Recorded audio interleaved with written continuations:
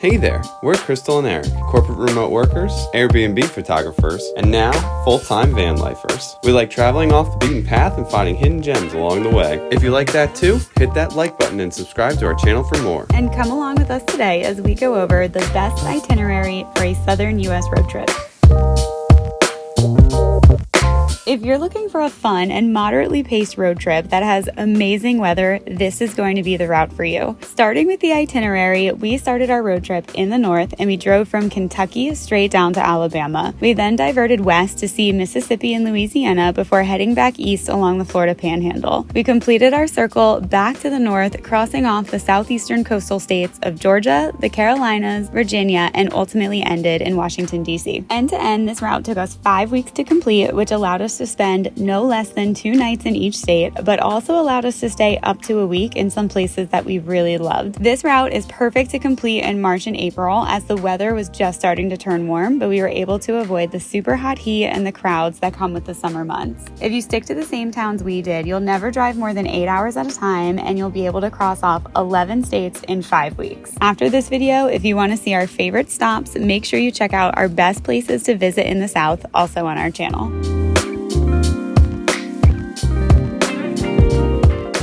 Now getting to the road trip stops, we started our road trip in one of our favorite southern towns, and I say southern, but it's still pretty far north, of Covington, Kentucky. Covington is a favorite for a reason, and we encourage you to bookmark one of our Covington videos to get all of the details on this gorgeous, vibrant community. After Covington, we stopped in Lexington, Kentucky, and we took in all of the rolling grassy hills that we possibly could. In line with local culture, we stayed on a horse farm and got to experience a little bit of what this town has to offer. We also spent a day exploring the famous Lexington Cemetery and drove through the city itself. Overall, Lexington is a really cool place to stop, even if just for a night. It's definitely worth seeing. Keeping the times rolling, our next stop was yet again in Kentucky, where we spent a few days between Cave City and Bowling Green. Cave City is a must-see because it is the cave capital of Kentucky, and I dare you to try to say that 10 times fast. We saw 3 different caves. Truly, each of them were unforgettable, but if daylight and wide open spaces is more your vibe, then you'll want to plan your time in Bowling Green, where you can stroll the shops on the square or visit a museum. It is finally time to leave Kentucky, and your next stop is going to be in Franklin, Tennessee. If you've never been to Nashville, we recommend making a stop there as well, but it is not for the faint of heart. The city has been growing like crazy, and the traffic and parking is definitely a challenge.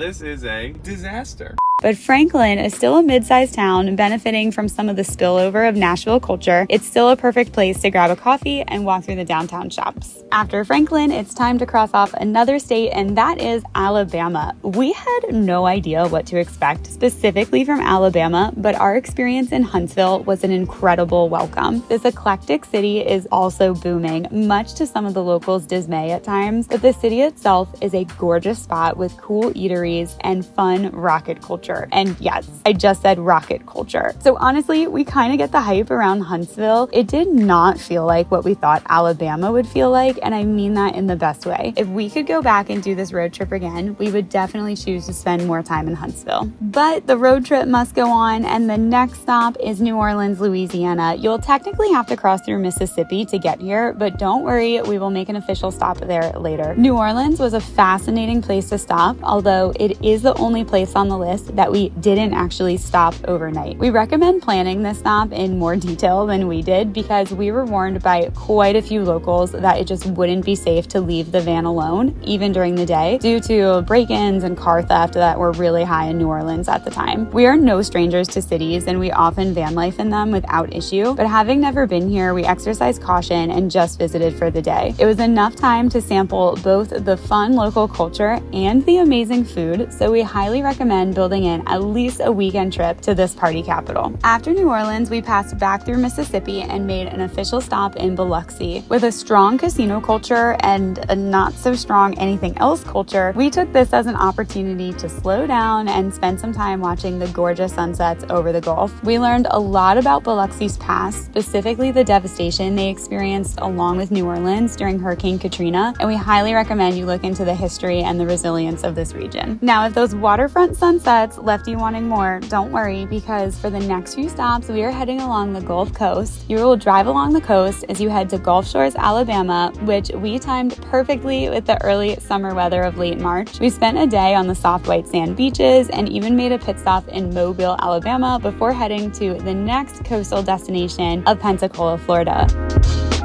The protected sand dune roadsides in Pensacola were truly unlike anything else we have ever seen. And again, the weather at this time of year was just perfect for beach going without all of the crowds. When you're finally able to pull yourself from the coastline, it's time to turn back up north, and the next stop on the southern road trip is Providence Canyon, Georgia. This area doesn't get a lot of hype, but it's dubbed the Grand Canyon of the East for a reason, and it's truly worth a stop. It is breathtaking from the top, quite literally, since the ground is actively eroding underneath your feet, but we also recommend doing a hike to the bottom of the canyon so you can see the sand soil cliffs. They are truly majestic. Now that you've had your nature fill, it's time to pop up to the next city, which is Atlanta, Georgia. We visited the Olympic Park and of course did the World of Coca-Cola, where we got to sample Coke products from all over the world. This is a great activity for the kiddos or just the kids at heart. After Atlanta, you'll head up to South Carolina, and we highly recommend a stop at Lake Kobi. You'll know when you're there because there literally isn't water like this anywhere else in the US. The lake is beyond gorgeous and it is so unique. We flew our drone above it and we saw some really cute restaurants along the coast, as well as families enjoying their time out on the boats.